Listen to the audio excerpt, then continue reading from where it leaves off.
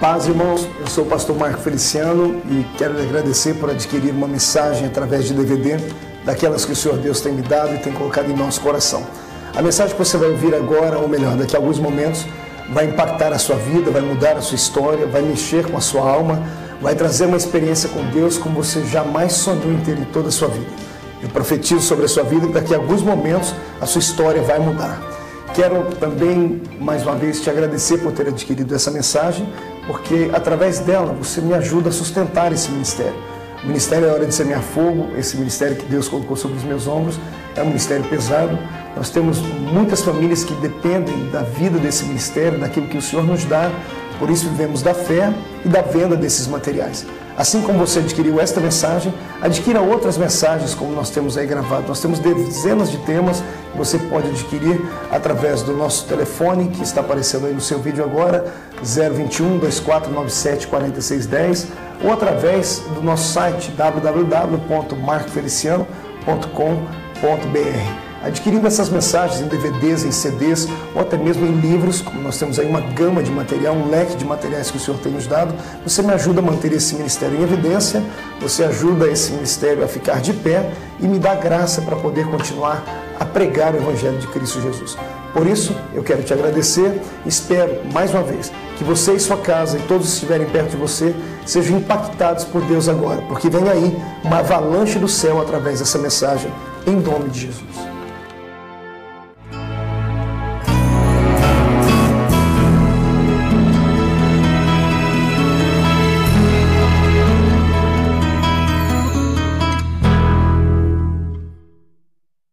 Cumprimento os irmãos com a paz do Senhor. Vamos estar em pé. Os que trouxeram a Bíblia, abram-na comigo na Epístola de Paulo a Tito, capítulo de número 2 e o versículo de número 11. Epístola de São Paulo a Tito, capítulo 2 e o versículo 11. Quem encontrou, diga amém. Quem não encontrou, diga misericórdia. Eu espero você achar. Esses livros pequenos da Bíblia são desse jeito, são difíceis de achar. Enquanto você está procurando, eu quero externar os meus agradecimentos a Deus pelo ministério que Ele nos confiou e as pessoas que estiveram envolvidas na nossa vinda aqui na Assembleia de Deus da Penha. Pastor Silas, que se tornou um grande amigo, um grande homem de Deus, um príncipe dessa geração, e aos demais pastores que, por certo, devem ter passado num crivo, né, para poder estar aqui. Fiquei feliz em conhecer pessoalmente o pastor Santos, o pastor Vicente e o pastor Odilton. Tito 2 e 11. Porque a graça de Deus se há manifestado, trazendo salvação a todos os homens. Amém? Vou ler de novo.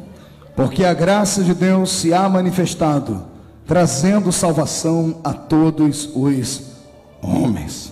Fecha a Bíblia, coloque no banco, coloque na cadeira. Pega na mão de um crente bem pentecostal aí do seu lado.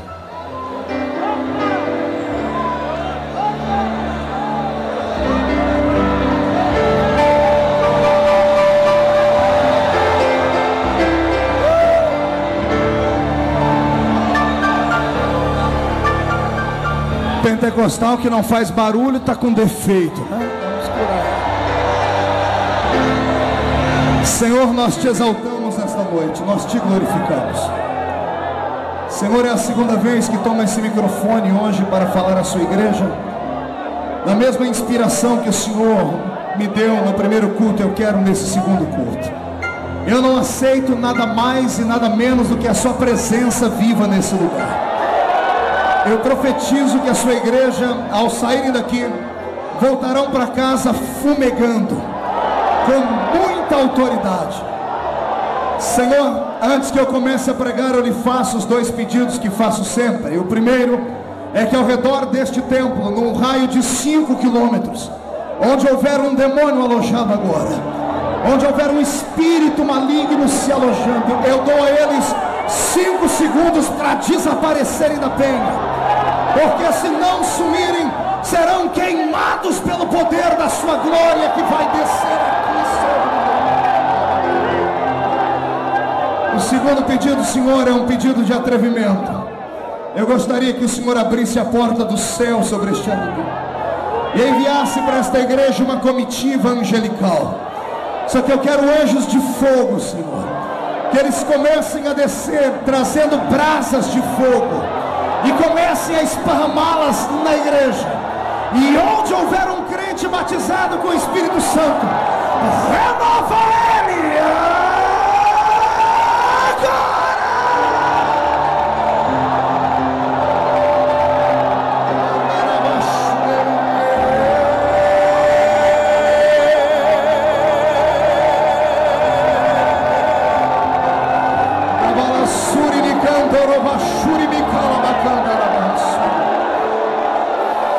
Fica conosco, Pai. É o que eu te peço em nome de Jesus Cristo.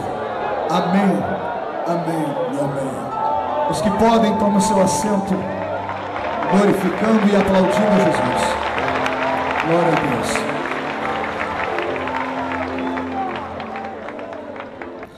Queridos, eu peço a sua atenção por alguns momentos. Epístola de São Paulo a Tito, capítulo de número 2, versículo 11.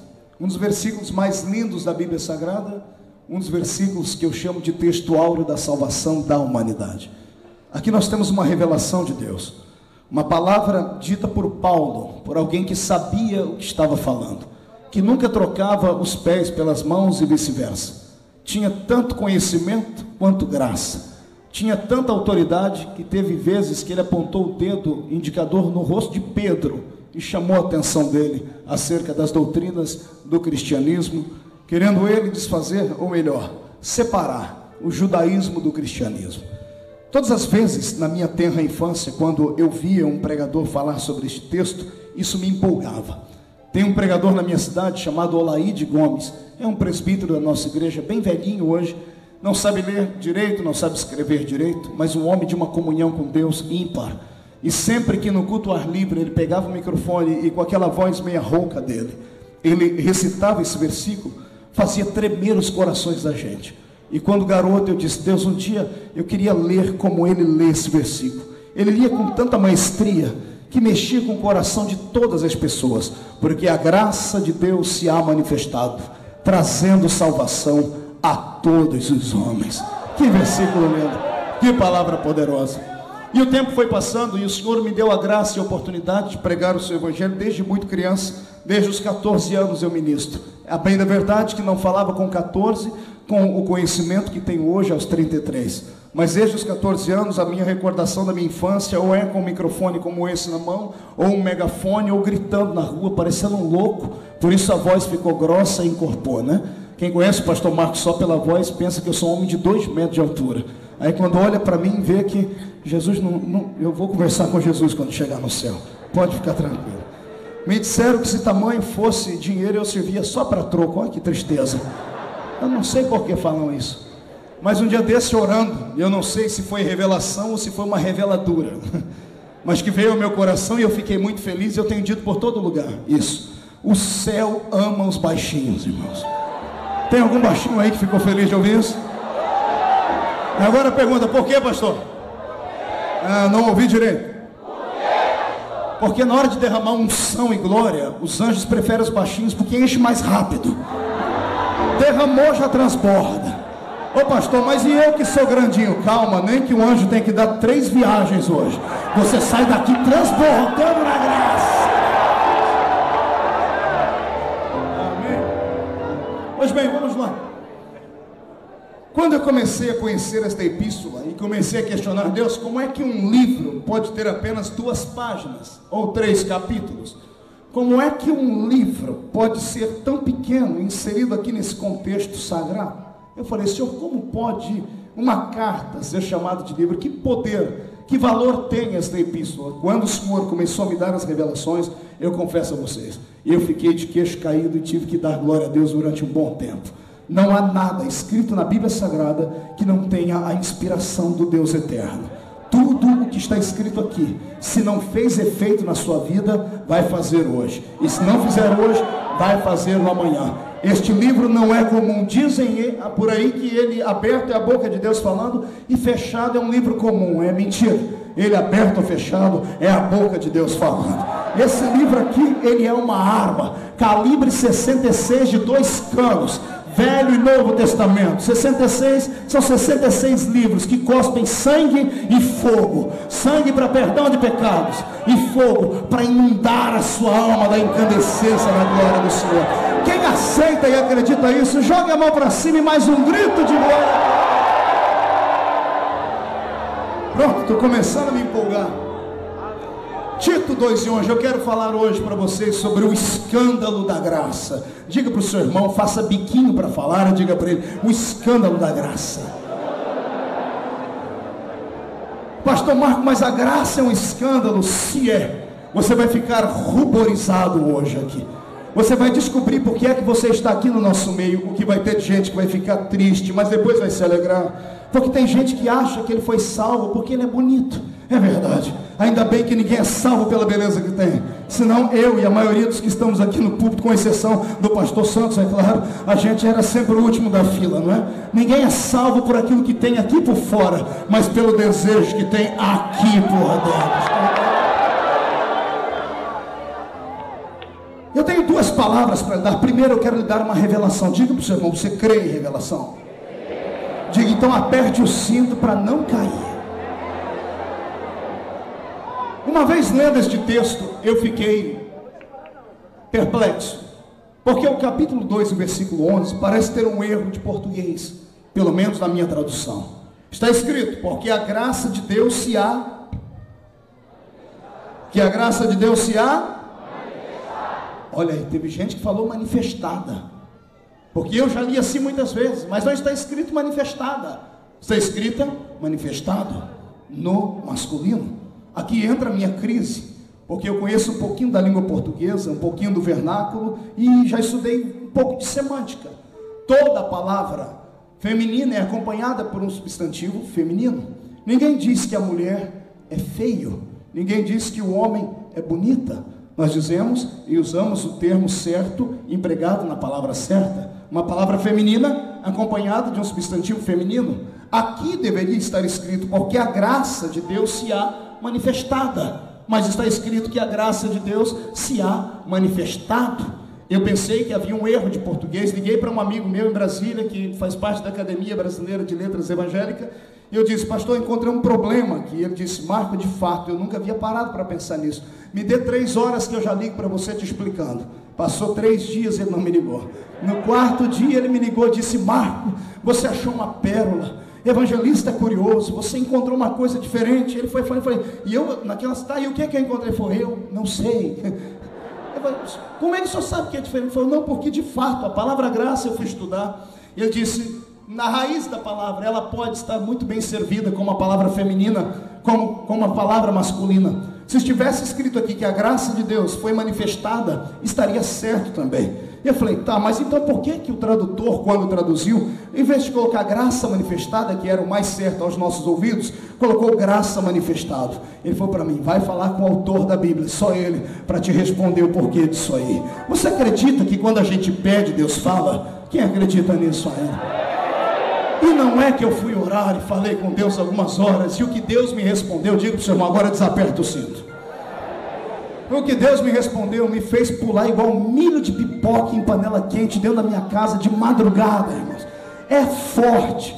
O Senhor disse para mim, filho, quem traduziu a primeira Bíblia para a língua portuguesa não foi um pastor cheio do Espírito Santo, foi um sacerdote romano, você sabe disso, está escrito aí na sua Bíblia, Padre João Ferreira de Almeida. E o Senhor disse para mim, filho, na hora de traduzir, a língua portuguesa é muito grande, todos aqui que estudam sabem disso, existem pelo menos 2.600.000 verbetes da língua portuguesa, contra 600.000 da língua inglesa e pouquinha coisa mais da língua do grego. Então, para cada palavra apresentada, existem 10, 12 palavras que são semelhantes. Então, na hora da tradução, ele poderia ter colocado 1 milhão de coisas aqui, inclusive graça manifestada. Eu falei, Senhor, e por que ele não colocou graça manifestada? O Senhor disse, porque eu não dou a minha glória para ninguém, e não sou Deus de confusão, e não deixo brecha para Satanás pegar um dedinho sequer na minha palavra. Falei, pai, não estou entendendo. O Senhor disse, filho, ora só, Imagine um sacerdote romano traduzindo a palavra e ainda escrevendo que a graça foi manifestada.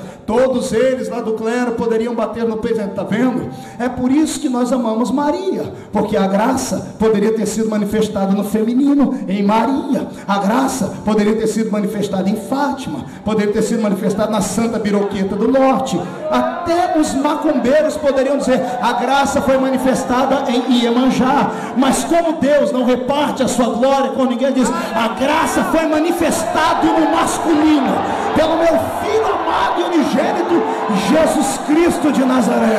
Quem serve a este Cristo aí, deixa ele te... Entendeu? A graça foi manifestada no masculino e ponto final. Pastor Marco, vou caçar briga com os humanistas agora.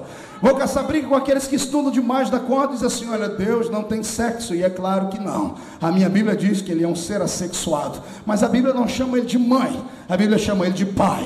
E quando tem um filho, não chama de filha, chama de filho. O meu Jesus, eu não sei o seu pode ser aquele do Mel Gibson, que parece até um pouquinho afeminado, não é? O seu pode ser aquele que passou ontem na Rede Globo, coitadinho, você olha para ele, dá vontade de dar um beijinho no rosto dele, com a pele parecendo um bumbumzinho de nenê, também tratado, né? O seu pode ser aquele, o meu Cristo é macho, e eu provo pela Bíblia que ele é macho.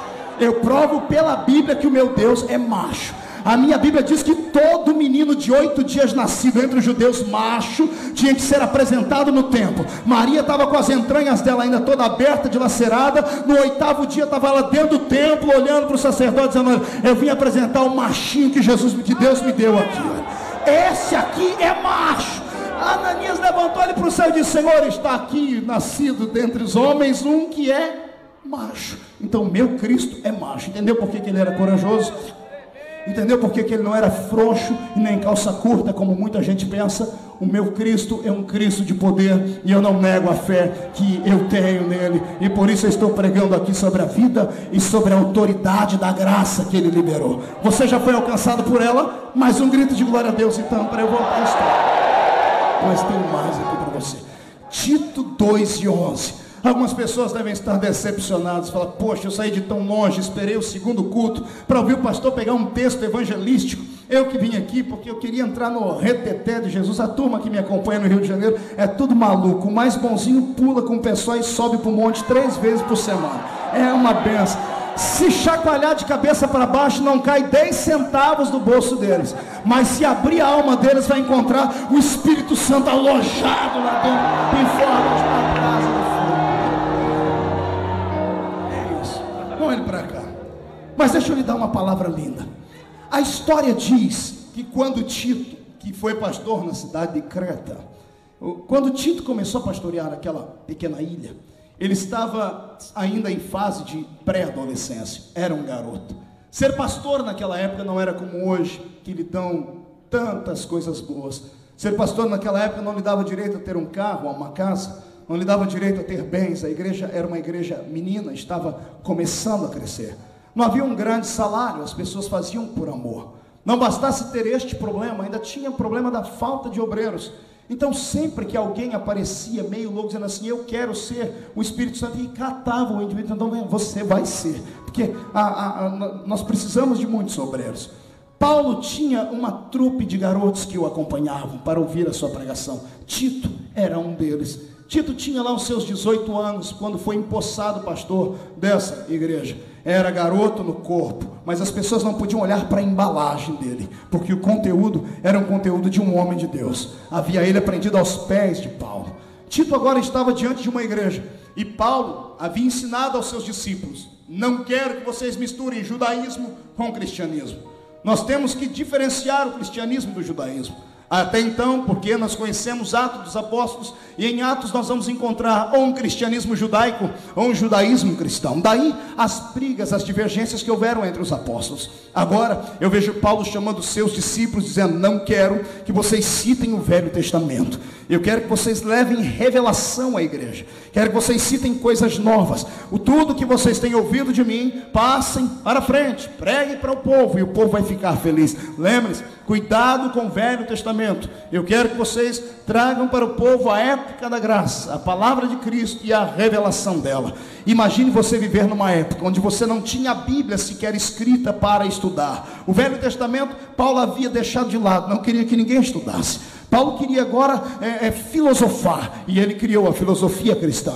Foi graças a Paulo que nós temos hoje uma igreja estabelecida, as doutrinas e coisas assim. Paulo está agora dizendo aos seus discípulos: preguem um evangelho por revelação. Não havia palavras escritas. Eu imagino como é que o pregador ia para o culto naquela época. Se hoje, com a Bíblia na mão, tem vezes que a Bíblia está gigante, a gente não acha nada o que falar. Tem vezes que nós não temos uma inspiração para pregar. Imagine você chegar numa igreja, aquela multidão de 10, 15 pessoas para lhe ouvir, e você de joelho falando: papai do céu, eu preciso de uma mensagem hoje. E o papai do céu tem que abrir um fax do céu e descer uma mensagem instantânea na cabeça do pregador. Coisas que ele nunca havia lido, coisas que o Senhor havia lhe revelado, ou que lhe havia feito lembrar da boca do apóstolo Paulo. A história diz que o que aconteceu, o incidente que gerou esta carta, foi exatamente num culto de ceia, o culto mais alegre e fervoroso da igreja. Eu não sei se você concorda comigo, mas o culto de ceia é aquele culto, irmãos, que a gente tem gosto e prazer de vir. A gente vem caído, rasgado, com flechas, a gente vem machucado, dilacerado, com a ferida aberta, vem se arrastando. Quando senta no banco, a gente olha para Satanás, dá uma risadinha de canto de boca e diz assim: você não conseguiu me vencer. Mais 30 dias, machucado, mas de pé, caído, mas já vou ser erguido aqui. Oh glória! No culto de ceia, irmão, se o diabo entrar e esquecer que é diabo, até ele acaba dando glória ao nome de Jesus Cristo. Eu tenho esse pensamento comigo. Agora olhe para cá, lá está Tito agora dentro da igreja, ministrando por revelação. Ministrando como? Por? Dá um grito aí, crente, 1, 2, 3.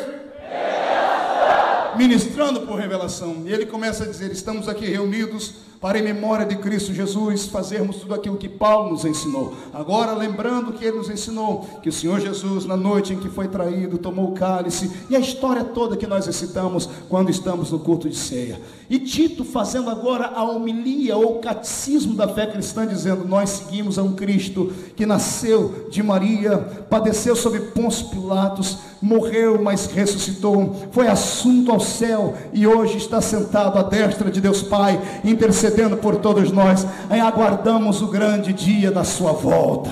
Só de ouvir isso, você já vai ao delírio e à loucura. Imagina um pregador daquela época dizer: eu ouvi dizer que ele saiu da sepultura vivo. O seu rosto quebrantado saiu de dentro da sepultura como o rosto de um leão da tribo de Judá. Eu imagino ele florindo o sermão, como todo pregador faz. E pregador, irmãos, ele se empolga com o grito do povo. O povo grita de lá, o pregador não para mais, começa a falar, ele vai falando de cá, e ele falando. E a igreja nova, não havia pecado escondido, essas coisas, mas a igreja santificada, o emocional da igreja indo a mil, o povo lembrando que Jesus morreu, mas que ressuscitou. Daqui a pouco diz a história que Tito libera uma palavra do Velho Testamento. Ele não podia falar, mas acabou falando. Estamos aqui reunidos em torno do nome de Jesus, que nasceu de Maria, padeceu sob Pôncio Pilatos, morreu, mas foi ressuscitado, mas que antes do dia ser dia, ele já era, e tudo que foi feito por ele, e sem ele, nada do que foi feito se fez. A história diz que ele recita o versículo de Isaías: ainda antes que houvesse dia, eu era, e não há ninguém que possa livrar alguém das minhas mãos, porque operando eu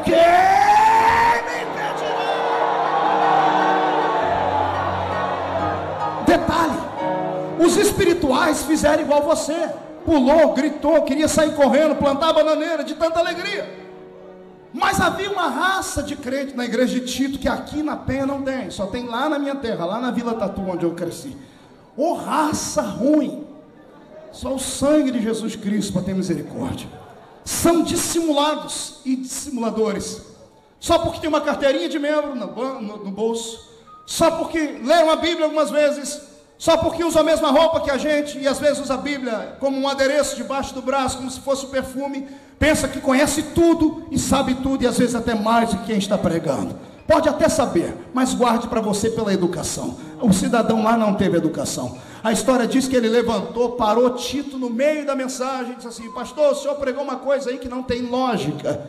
E Tito falou: o que é que eu preguei? O senhor disse que Jesus nasceu de Maria. Nasceu de Maria. Mas o senhor está dizendo que ele é Deus desde a eternidade. Ele é Deus desde a eternidade. Então o senhor quer dizer que ele criou a mãe dele para depois entrar na barriga dela e nascer? Ele fez a mãe dele para depois entrar dentro da barriga dela e nascer? A história diz que Tito parou. Não tinha base teológica, não tinha estudo, não conhecia a revelação do que nós chamamos de encarnação, que é um dos grandes mistérios da Bíblia Sagrada. E mistério é aquilo que só Deus sabe, mistério é aquilo que Deus só revela no tempo certo, e mistério é aquilo que Deus só revela para quem tem intimidade com Ele, não é para qualquer um. O pregador ficou com as calças na mão, porque o cidadão colocou ele numa sinuca, porque ele disse que ele havia nascido de Maria, mas ele disse que ele era Deus desde a eternidade. E como Paulo não havia sistematizado a fé da encarnação, ou seja, o mistério da vinda de Cristo à terra, Tito ficou perdido. E naquele momento eu imagino o sorriso de Satanás na boca daquele infeliz, irmão. Ô raça ruim, que nem para ficar endemoniado presta. É perigoso o diabo chegar e ele deixar o diabo endemoniado. É verdade, são pessoas que vêm para a igreja do Senhor depois de muito tempo na fé, ou acabou de chegar, acha que é o rei da cocada santa, acha que pode tudo, acha que Jesus estabeleceu ele como juiz de causas espirituais, e Jesus não instituiu ninguém como juiz de causas espirituais. Está entendendo? Você não é juiz, você é um réu como eu, é um réu remido, lavado pelo sangue, mas é réu. Se eu fosse você, eu abria essa boca bonita que Jesus te deu e dava um grito de glória ao nome.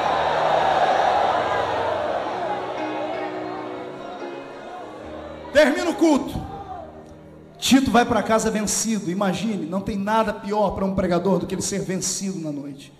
Irmãos, às vezes é melhor morrer do que você pregar e não atingir aquilo que você espera atingir, do que você ter um objetivo e o objetivo não ser concluído. Na porta da igreja, a igreja sempre tem os seus dois grupos, né? A metade da gigante igreja de 15 membros, 7 crentes e meio, 7 crentes adultos e uma criancinha do lado. Pastor Tito, liga não, aquele cidadão é endemoniado mesmo. O outro grupo mais intelectual diz: pastor, eu só congrego na sua igreja se o senhor souber o que o senhor está pregando. O senhor está pregando, o senhor nem sabe o que o senhor está falando. O senhor falou uma coisa aí, o cidadão interpelou o senhor não soube sair dessa. Tito foi para casa. Eu imagino como é que ele voltou para casa aquele dia. Eu já voltei assim algumas vezes para casa, com um fel na garganta e uma dor aqui na boca do estômago, que se eu pudesse achar um buraco eu pulava lá dentro, irmãos. Deus às vezes permite isso na vida do pregador, para ele ver que não é ele que faz, é o Senhor quem faz na vida dele, né? Tito, a sopa não desce, a água não vai, o vinho desceu quadrado na garganta dele aquele dia. Ele vai dormir, dobra o joelho e pede auxílio àquele que é o professor dos professores. Espírito Santo, help me, sir.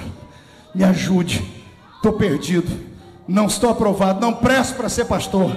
E Espírito Santo, nobre como sempre, vem e interpreta os nossos gemidos inexprimíveis, transformando em palavras certas, dizendo a ele: ei filho, calma, você é como uma criança, está gatinhando, caiu uma vez, vamos ficar de pé. Mas como é que eu falo? Você não tem que falar nada. Eu ensinei Paulo, escreve para ele que Paulo vai te explicar o mistério da encarnação. Tito manda uma carta, eu não sei quem levou a carta para Paulo, mas a história diz quem trouxe a carta para Tito. Quando a carta chega na mão do apóstolo, eu imagino Paulo abrindo a carta, quando lendo, dizendo assim: Paulo, socorro, estou perdendo a igreja porque preguei uma coisa que eu não sei. Eu falei que Jesus nasceu de Maria, mas ele é Deus desde a eternidade. Eu imagino Paulo batendo naquela cabeça imensa e careca. Tum. É isso que a história diz dele, não estou aumentando nem diminuindo. Um homem de 1,5 metro de altura para ajudar, batendo na cabeça. Onde? O que eu fiz? Eu esqueci de explicar para Tito o mistério da encarnação. Você aguenta? Olha para o seu irmão, pergunta para ele: tem problema de coração? Ponte Safena. Diga para ele: aguenta, coração.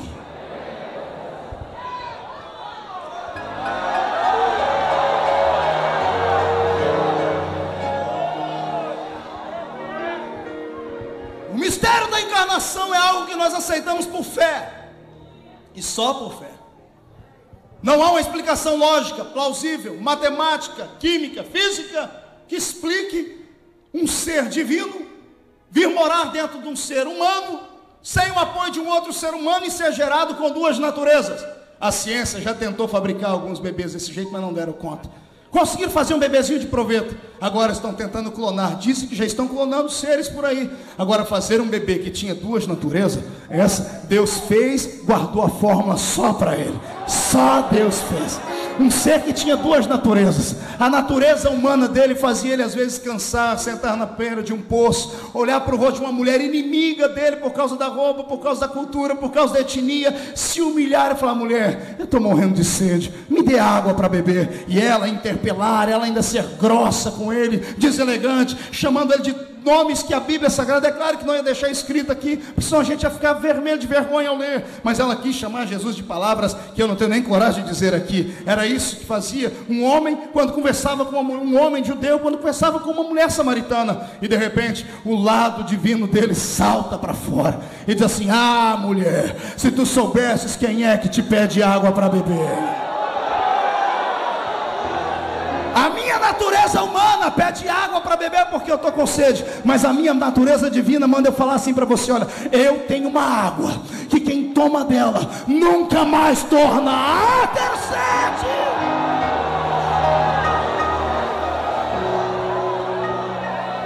É a natureza humana dele, levando ele para dentro de um barquinho, falando: gente, desculpa, mas eu estou cansado, eu vou dormir. Passei a noite orando. Ele deita, chega até a roncar e babar. Vamos aqui conjecturar. Era um homem como eu e você, amados. E de repente, quando veio um monte de miseráveis, cegos, coxos, mancos, ressecados, gente rejeitada pela política, ele olha para eles, dá um afã no peito dele, ele começa a respirar ofegante, vê que essas almas estão perdidas, e ele grita: ei, vinde a mim vós, os que estáis cansados e oprimidos, e eu vos aliviarei. A ciência não fez e jamais fará alguém como ele. Para tentar chegar perto da compreensão, você tem que entender Tito 2:11, porque quando Paulo escreve a carta e manda para Tito, quando Tito abre a carta, quem mandou a carta para Tito foi Apolo, grande pregador eloquente. Se Paulo era um grande pregador, eu imagino Apolo. Para Paulo liberar uma palavra de ânimo, ou melhor, para Paulo liberar uma palavra levantando uma pessoa, elogiando, é porque o cidadão era bom. Eu queria ver um sermão de Apolo. Apolo devia ser assim, uma mistura de Silas Malafaia com Benihim, com o pastor, não dá, o nome dele é difícil de falar aqui. É uma mistura de tudo isso aí junto. Imagina só, era Apolo. Apolo chega, vai fazer uma campanha em Creta e diz: Tito, tem um presente para você. O que foi? Estive com o apóstolo e ele mandou essa carta para você. Tito corre para o quarto, tremendo, abre. Quando ele abre, está aqui, ó, a epístola. E ele começa lendo assim: Tito, não dê ouvido a esses homens carnais que tem na sua igreja, a esse povo que fica tentando te tirar do sério. Leia depois a epístola na sua casa. Paulo fala assim: não dê atenção, repreenda a eles, Tito. Você é uma criança para mim, mas você pode estabelecer e ungir presbíteros, você pode fazer de tudo, porque quem te deu a unção não foi homem, foi Deus quem te deu a unção. Paulo primeiro joga a alma do garoto lá em cima, e quando Tito está voando, ele fala: agora deixa eu te explicar o mistério da encarnação. Tito, porque a graça de Deus foi... 1, 2, 3, foi só isso. Pastor, o que tem isso? Simples. Nós só usamos esse verbo e conjugamos ele numa igreja quando cai uma pessoa endemoniada. Quando uma pessoa fica possessa na igreja, a gente diz: o demônio se... Significa que ele entrou na pessoa naquele momento? É claro que não. O demônio estava lá, alojado nos recônditos da alma, escondido por causa de pontos de contato, brechas abertas. Algo aconteceu na esfera espiritual que envolveu o corpo onde ele estava abrigado. E de repente ele se viu na necessidade de sair dali. Em protesto ele começa a gritar, a rosnar, mas ele é obrigado a ir embora, porque alguma coisa aconteceu na esfera que fez ele desaparecer. Está entendendo? Não é que ele entrou naquele momento, ele já estava lá, ele apenas se... Paulo está dizendo: Tito, ele sempre existiu. A graça não é um sentimento. A graça não é uma coisa, a graça é uma pessoa. E a pessoa mais bela que o universo já conheceu. A graça é Jesus de Nazaré. Ele é a graça. Um favor imerecido. Algo que não se dá para explicar com palavras, senão com teatros, com tentativas de homens para tentar colocar dentro da nossa cabeça o que foi que ele fez. É quase impossível dizer o que foi que ele fez. Por quê, pastor? É simples, você já se viu no espelho, você já viu a pessoa que está do seu lado. Se você fosse Deus, você salvaria ela? Fala para mim. Esse irmão já pisou no seu pé, já falou para você sair de perto dele, já mandou você parar de gritar. É verdade. Irmão, estou falando sério. As pessoas que chamam a sua atenção, se você fosse Deus, você salvaria esse indivíduo aí? Pois bem, ainda bem que você não é Deus. Ele é. Ele olhou para você e eu não sei o que ele viu em você, irmão. Não. Vou falar de mim, eu não sei o que ele viu em mim, amados. Hoje que eu estou um pouquinho melhor. Você já me conhecia antes de ter Jesus na vida. Eu olhava para o espelho, eu era tão feio que eu não sabia se eu estava de frente ou se eu estava de costa. Era uma coisa esquisita. Irmão, era o filho do cão com a pombagira misturado, sabe? Aí eu pertencia para ajudar um partido, que você também já pertenceu. Partido da sigla PPP, Partido dos Pecadores Perdidos. E um dia andando pelas ruas da cidade, ninguém dava um voto por você, nem por mim, nem minha mãe acreditava em mim, nem o seu pai acreditava em você. Não era, pertencíamos ao mesmo partido. Detalhe, só tínhamos uma coisa: no dia da votação de eleger ou não, nós fomos eleitos por apenas um voto. Um voto Minerva, o voto do sangue dele. Ele olhou para você, foi com a tua cara e ponto final. Isso, irmão, é graça. Isso é graça, é saber que ele, na magnitude do seu poder, tendo milhares e milhares de anjos à sua disposição, um anjinho, só um anjinho menorzinho deles, um dia ele disse assim: ó, vai lá no reino da Síria e mata 185 mil soldados inimigos que estão oprimindo o meu povo. Um anjinho deles, está entendendo? O outro tem tanto poder que pegou Satanás pelo gogó e jogou ele para fora do céu. Anjos pequenininhos. E sabe o que ele acha mais lindo? Ao invés de ele dar atenção para esses seres bonitos, belos, para os querubins, que isso aqui tem uma imagem composta na Bíblia que a gente não consegue nem entender como é que eles são, de tão gloriosos que são, ao invés de ele ficar olhando para eles, apaixonado por eles, todo dia ele debruça na janela do céu, olha para baixo, olha para você. Vou falar uma coisa que você vai amar agora. Olha, você acorda de manhã, nem o seu marido consegue ficar perto de você, irmão. Você tá, é sério. Vai dar bom dia para uma flor sem escovar os dentes, a flor murcha. Só o sangue de Jesus. Estou falando sério. Irmão, você já viu como é que se acorda? Você, essa moça que está do seu lado, que parece a Barbie, sabe? Essa aí. Ela agora, perto de você, parece a Xuxa. Quando acorda, parece a bruxa, irmão. Vai lá ver o negócio esquisito que é. É remela no olho, é seborré no cabelo, é bafo na boca. Misericórdia. Ninguém aguenta você. Pois bem, você acorda daquele jeito. Jesus olha do céu, dá uma piscadinha para você e diz: eu sou apaixonado por você. Eu faço qualquer coisa por você. Eu te amo.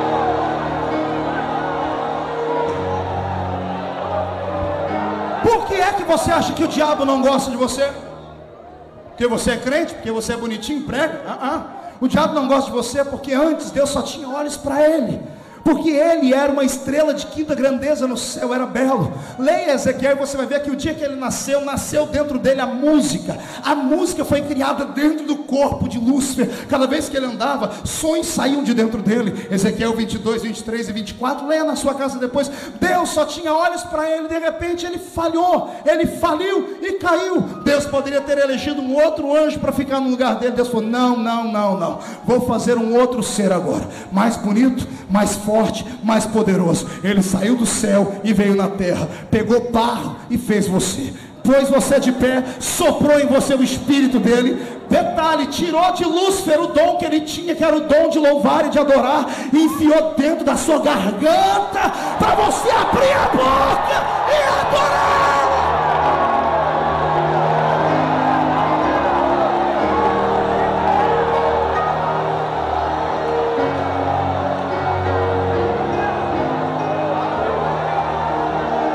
Isso é graça. Pastor, porque a graça é um escândalo, porque ela anda na contramão da avenida.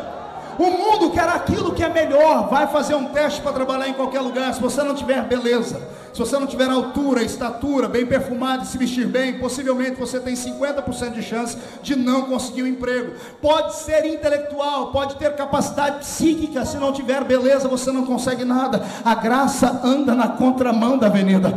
A graça pega o lixo, burila ele e transforma em luxo. É isso que está sentado aí do seu lado agora. Ei, eu vou dizer uma coisa que é para o inferno inteiro escutar. Você não é comum. Você nunca foi comum. Você nasceu já com uma faixa no peito, escolhido pelo Senhor Deus, e ponto final. O mais fraco crente aqui dentro, o mais fraco, aquele que a gente como líder, aquele que a gente como formador de opinião tem vontade de quebrar o pescoço dele, aquele que o líder da mocidade quer expulsar da igreja, aquele que às vezes o pastor faz de tudo, dá vontade de excluir, sabe? Aquele crente Raimundo, um pé no mundo e outro pé aqui dentro da igreja. Pois bem, esse, o pior crente, ainda que ele seja com um pé lá fora e o outro aqui dentro, se hoje ele der um pulinho para dentro e falar: Jesus, misericórdia, o Senhor faz dele um Arnold Schwarzenegger espiritual, um exterminador do presente. Não tem demônio que fique na frente dele, não tem Zé Pilintra, Zé Pilantra, Chucaveira, Tranca-Rua, Preto Velho, que possa, com a unção de Deus que está na sua vida. E o pior não é isso, o pior é que eu olho daqui de cima e tem uns que não acreditam em nada do que eu estou falando, fica me olhando com esse olho seco, parecendo um olho de sapo que morre no dia de enchente. Ei, é para você o que eu estou pregando. Aproveita a graça, absorva a graça, sinta a graça.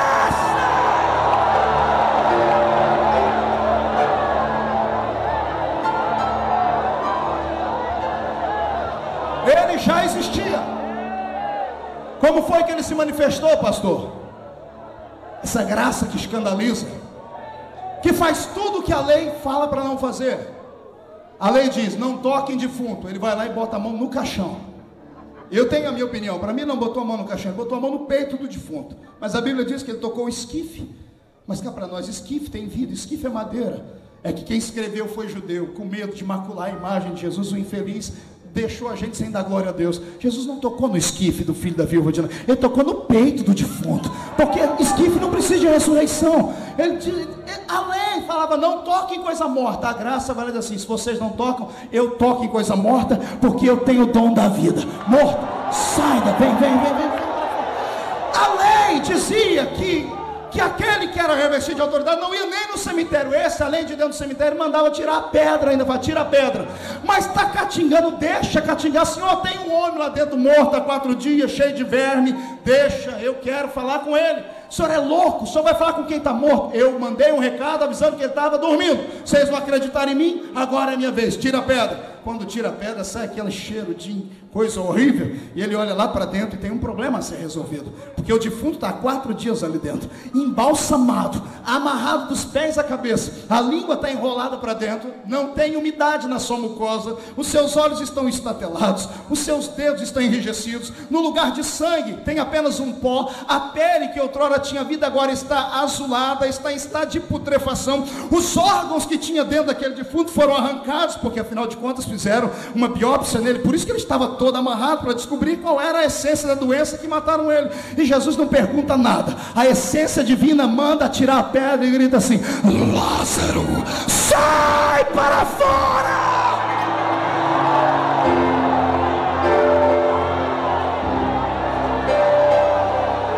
Ei, eu penso, pastor Santos, que nem Jesus pensou no que ele fez. Quando ele disse sai para fora, eu acho que ele achou que tinha enterrado o Lázaro de qualquer jeito, normal, mas não, tinha enterrado o Lázaro amarrado. Primeiro, os ossos quebrados tiveram que voltar ao normal, a pele azulada teve que ficar amarelada, os olhos tiveram que nascer de novo, as pupilas, a língua desenrolou, começou a ter umidade, o sangue de coagulado começou a ficar líquido, esquentou, todos os líquidos químicos que estavam dentro dele para embalsamar vazaram do corpo dele, os órgãos arrancados tiveram que ser nascidos de novo lá dentro, tudo porque ele deu uma palavra. Quem manda é porque pode, e quem tem juízo, obedeça, por favor. Ele falou: é para sair para fora, e ponto final. Agora vem a parte mais engraçada, pastor. Se ele dissesse: Lázaro, ressuscita, Lázaro, ressuscita e sai para fora, ele está tudo amarrado. Tem a cena, uma cena bizarra e engraçada, trágica, cômica. Imagine um defunto saindo de dentro da tumba, pulando, igual canguru. Imagina lá, ô Jesus, que mico o Senhor me fez passar? Não tinha outro jeito do Senhor fazer, não. Sai pulando. A lei e a graça não batiam. Agora Paulo está dizendo, filho Tito, a graça foi manifestada. Já existia. Como é que ela foi manifestada? Pergunta para o seu irmão, como foi? Olha para cá. Deus, no Velho Testamento todo, tentou o coração da humanidade. De Gênesis a Malaquias, da primeira à quinta dispensação, o Senhor tentou conquistar o coração da humanidade. E Deus fez o que havia de melhor.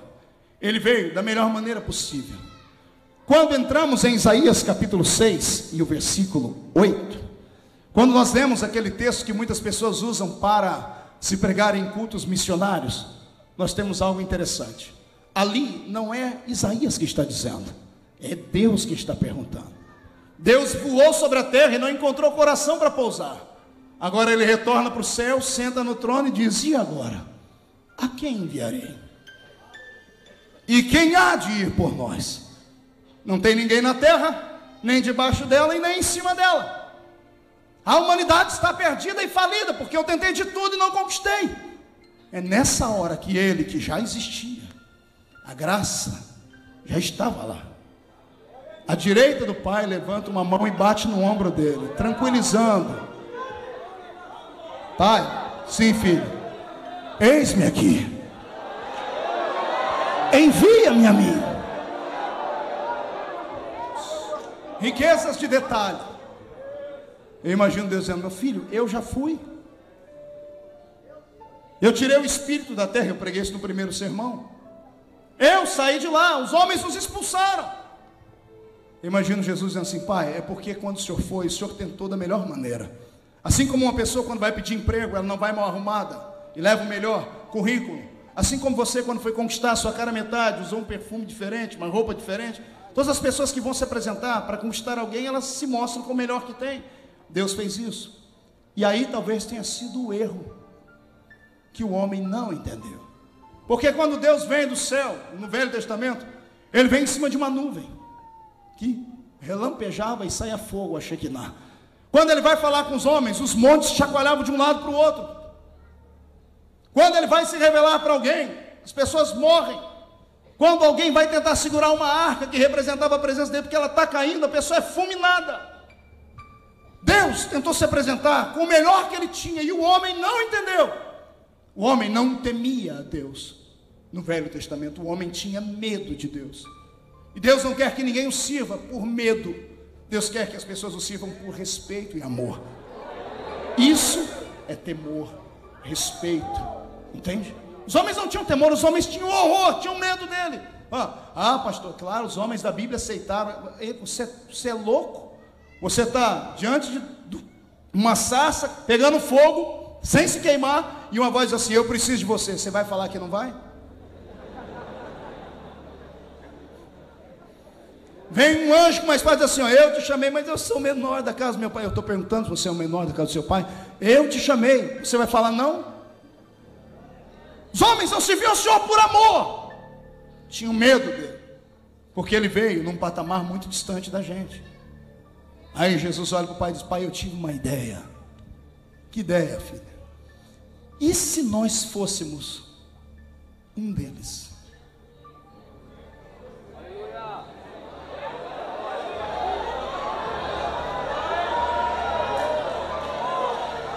Como? E se eu abandonar a minha realeza celeste e descer lá para ser como eles são, de carne e osso? Eu imagino um diálogo, estou traçando um diálogo. Mas para que isso, filho? Pai, o senhor já sentiu frio? Calor? Dor? O senhor já sentiu traição? O senhor já sentiu a perda de alguém que morreu? O senhor sabe o que é solidão? Acordar durante a noite e não ter um amigo para recorrer? Você já passou fome? Imagina a divindade falando e dizendo, não, nós nunca passamos. Pai, talvez seja por isso que a gente não consiga convencê-los. Vamos ser um como eles são para entender o que eles passam. Aleluia. Isso me emociona. Isso para mim é o resumo da graça. É a parte que mais me deixa feliz nessa minha vida. Eu sou um homem completo e realizado. Tenho uma família linda, tenho 3 filhas que são a cara do pai, vocês vão conhecer, são tremendas. Tenho uma esposa bela, tenho um ministério abençoado, novo, 53 países do mundo. Estamos num programa de TV também, em 2 canais do Brasil. Deus tem me abençoado.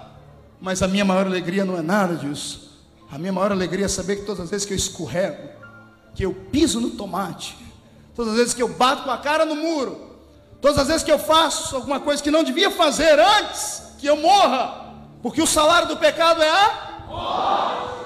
Antes que eu seja fulminado e o diabo trague a minha alma, lá no céu levanta uma mão furada.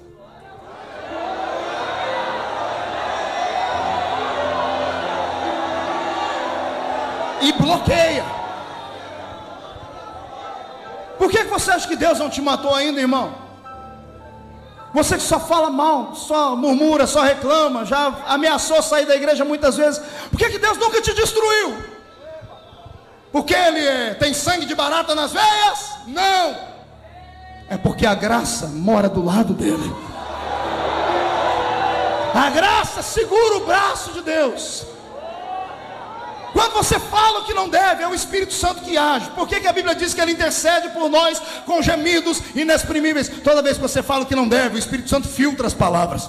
Chega no ouvido de Deus de outra forma. Chega lá em cima o Espírito Santo, Pai, Ele disse isso, mas na realidade Ele estava querendo falar isso e isso. Ele está revoltado porque está doente. Ele está triste porque está desempregado. Está chorando porque perdeu a família. Vamos ajudar. É nessa hora que a graça se manifesta. Sabe o que é graça? A graça para mim é o que eu estou vendo aqui de cima. Pessoas que eu não conheço, mas que estão ouvindo essa palavra. E a palavra está vindo como um remédio, curando o câncer, arrancando a doença da alma.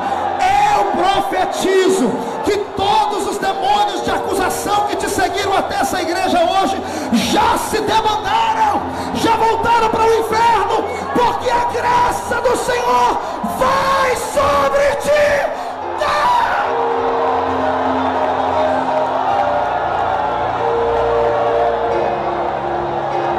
Isso é graça.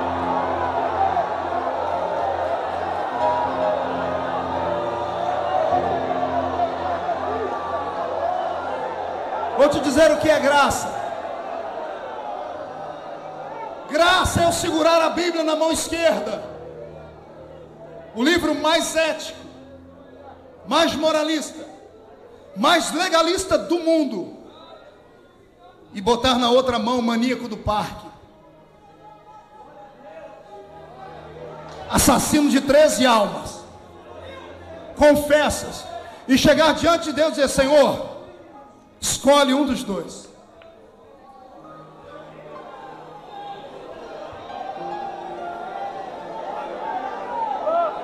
Deus olhar para a Bíblia, que é um livro santo, a lei dele, a palavra dele está aqui, e olhar para a alma que vai para o inferno. Ele diz assim: a lei não foi feita, melhor, o homem não foi feito por causa da lei, a lei foi feita por causa do homem. Entre a palavra e o homem vale mais.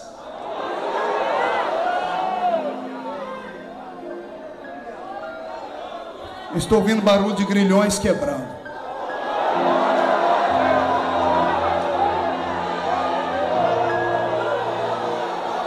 Não sei qual foi a ameaça que Satanás mandou para a sua vida. Eu sei que hoje esse infeliz do cão vai ter que beijar a lona, porque o poder do sangue de Jesus ainda tem efeito. Não há nenhum super-homem, não há nenhuma mulher maravilha aqui dentro. Também não há ninguém que possa bater no peito e dizer assim: eu sou o pior entre os homens. A graça me deixa dizer para você assim: não tem nada que você faça para Deus te amar mais do que Ele te ama. Também não tem nada que você faça para Deus te amar menos do que Ele te ama. Deus não te ama por aquilo que você faz. Deus não te ama por você fazer coisas. Se fosse assim, eu estaria perdido, e a maioria da raça humana também. Deus não te ama por você ser forte, ser robusto, ser grande, ser importante. Deus te ama porque do lado direito dele tem alguém que fez tudo que você não daria conta de fazer. E toda vez que o martelo da justiça levanta para te condenar à morte, a mão furada segura o martelo e o advogado entra na história.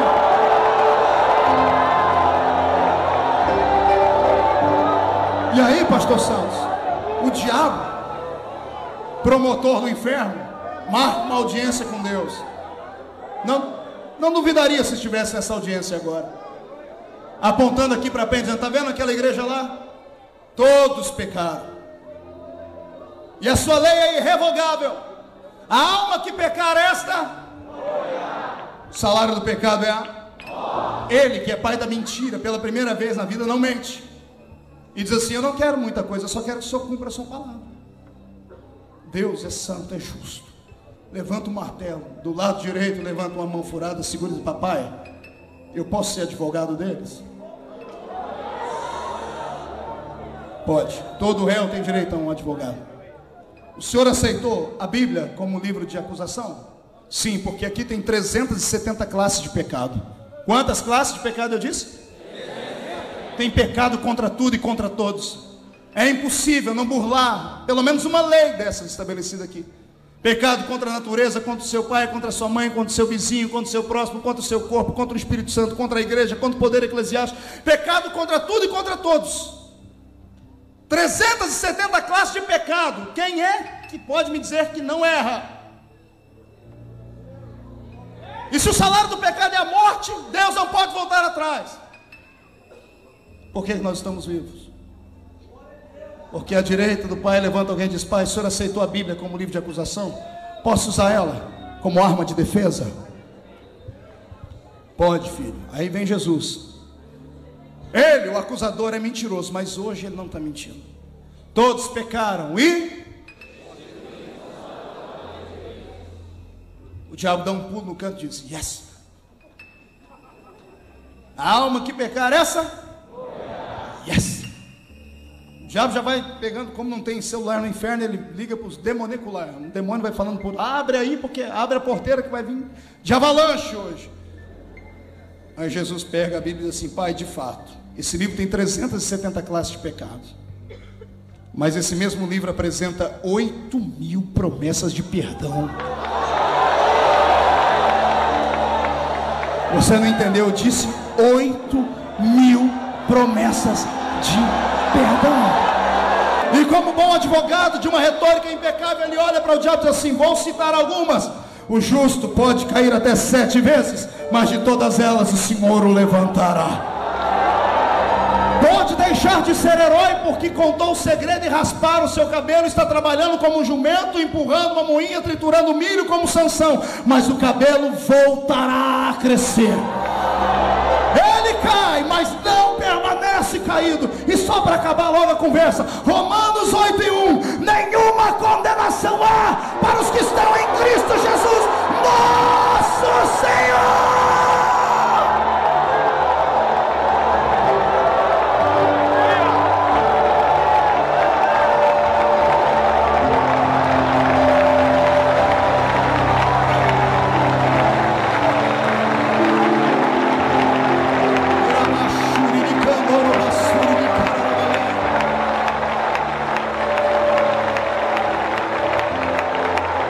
Pegue na mão do seu irmão. A graça foi manifestada. Apocalipse 5. Tem um homem dentro do céu, fazendo algo que ninguém faria se chegasse lá, chorando. Alguém chorar no céu? Se a minha Bíblia tem uma palavra dizendo que dos nossos olhos todas as lágrimas serão enxutas. Mas tem um homem chorando no Apocalipse 5. Porque ele entrou numa sala, viu os 24 anciões, viu seres, viu coisas inefáveis, e viu ao lado de um grande trono um livro fechado por dentro e por fora. E que livro era esse? Não era apenas livro de coisas futuras, de acontecimentos de destruição. Porque o Apocalipse, o Senhor disse a João, coisas que foram, que são e ainda hão de acontecer. Apocalipse 5 fala do livro da redenção da humanidade, fechado por dentro e por fora. Ninguém podia olhar o livro, abrir o livro, nem desatar os seus selos. E João explica: é por isso que eu chorava lá dentro do céu. Enquanto ele está chorando, com razão, porque se o livro não fosse aberto, não teria igreja. Se o livro não fosse aberto, não teria línguas estranhas. Se o livro não fosse aberto, você não poderia sair daqui com a sua alma limpa para voar. Se o livro não fosse aberto, você ainda era escravo de Satanás. E João chorava muito, mas enquanto ele chora, a minha Bíblia diz que um ancião de dias se aproxima dele e diz assim: João, não chores. Como não chorar? O livro está fechado. João, não chores. O senhor não ouviu alguém gritar aí que ninguém na terra, nem em cima dela, nem debaixo dela foi encontrado digno nem de olhar? Onde lá de abrir o livro, João? Não chore, já encontramos alguém, não na terra, mas aqui em cima no céu. E quem é ele? João, é aquele cidadão lá no canto. Aí o homem aponta, e João olha no céu e diz: quem é ele? E João diz assim: é um conhecido nosso, é um amigo da gente. Mas qual é o nome dele? Eis ali, João, o leão da tribo de Judá, que venceu para abrir o livro.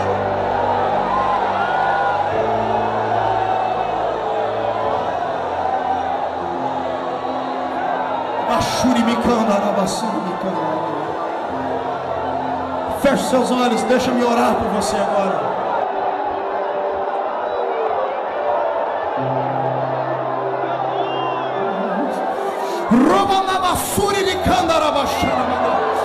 Nos quatro cantos desta igreja, meu Pai, onde houver uma alma arrependida com lágrimas nos olhos, eu ministro sobre elas o poder do sangue de Jesus Cristo, que perdoa todos os pecados.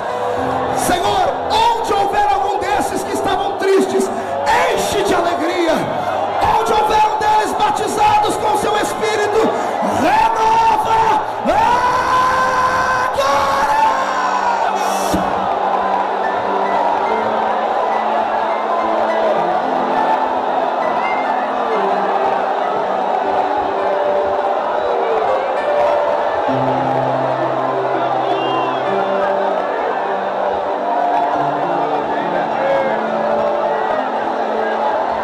Solte a mão do seu irmão, levante a mão direita para cima. Como profeta de Deus, eu profetizo nessa noite que a graça vive e ainda é eficaz, e que o poder desta graça que perdoa, que salva, está sobre a sua vida, e ninguém pode tirar isso de você. Ninguém. Quando voltar para sua casa, nenhum demônio inteligente ficará na sua frente. Os que te encararem serão demônios suicidas, vão te encarar para morrer. Diga comigo, em nome de Jesus, todos os acusadores, para a palma da minha mão agora. Feche a sua mão, pela fé. Eu conto até 3, você joga no chão e pisa em cima. Cuidado com a galeria, que eu não sei se ela aguenta. 1. Você está voltando para casa limpo e purificado. 1,5. A sua família sofrerá uma mudança radical a partir de amanhã. 2. A sua igreja viverá o melhor momento da graça já vista na terra. 2,5. Satanás é um derrotado. 3. Joga no chão, piso em cima.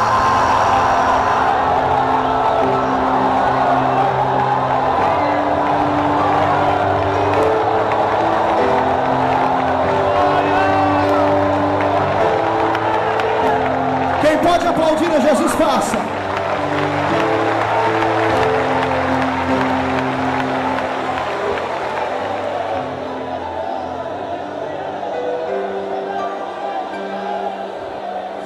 Me tomastes em teus braços e me deste salvação.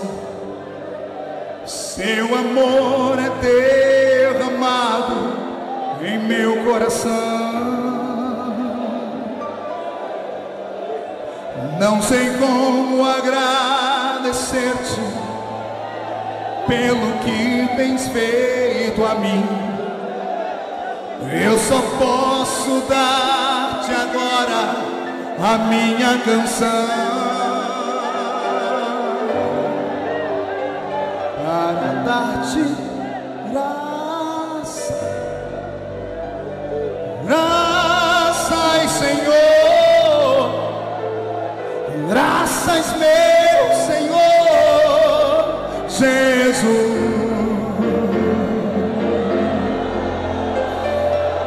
Graças.